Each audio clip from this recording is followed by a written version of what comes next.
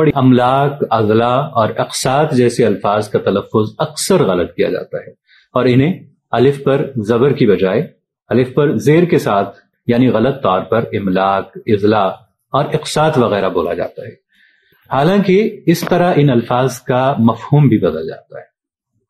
اور کیوں بدل جاتا ہے یہ میں آپ کو بتاتا ہوں۔ عربی الفاظ کی جب آپ واحد سے جمع بناتے ہیں تو اس کا ایک طریقہ یہ ہے کہ ان کے 6 حرفی مادے کو توڑ کر کسی خاص وزن پر جمع بنائی جاتی ہے۔ اسے جمع مکسر یعنی ٹوٹا ہوا کہتے ہیں، کیونکہ اس میں لفظ اپنی اصل شکل میں برقرار نہیں رہتا بلکہ وزن کے لحاظ سے اس میں تبدیلی کی جاتی ہے۔ جمع مکسر کے لیے عربی الفاظ کے کئی اوزان اردو میں رائج ہیں، ویسے تو اردو کے اپنے بھی قواعد و ضوابط ہیں۔ اب ان میں ایک وزن افعال الف پر زبر ہے۔ مثال کے طور پر لفظ خبر کی جمع افعال کے وزن پر اخبار الف پر زبر کے ساتھ ہے۔ اسی افعال پر جس عربی لفظ کی بھی جمع بنے گی اس کا پہلا حرف الف زبر کے ساتھ ہوگا، دوسرا حرف ساکن ہوگا اور آخری حرف سے پہلے الف ہوگا۔ مثلا املاک، اضلاع، اقساط وغیرہ۔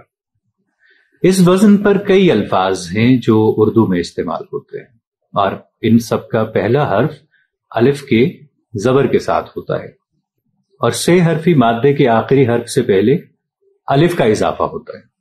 مثلا جسم کی جمع اجسام، ذہن کی جمع اذہان، سلف کی جمع اسلاف، خلف کی جمع اخلاف، صنف کی جمع اصناف وغیرہ۔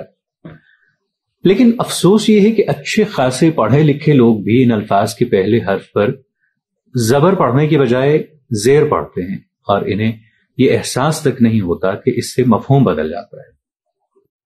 قیوم ملک صاحب نے اپنی کتاب اردو میں عربی الفاظ کا تلفظ میں لکھا ہے کہ افعال یعنی الف پر زبر کے وزن پر بنائے گئے الفاظ کو اگر افعال یعنی الف کے نیچے زیر بولا جائے تو مفہوم قطعی مختلف ہو جاتا ہے۔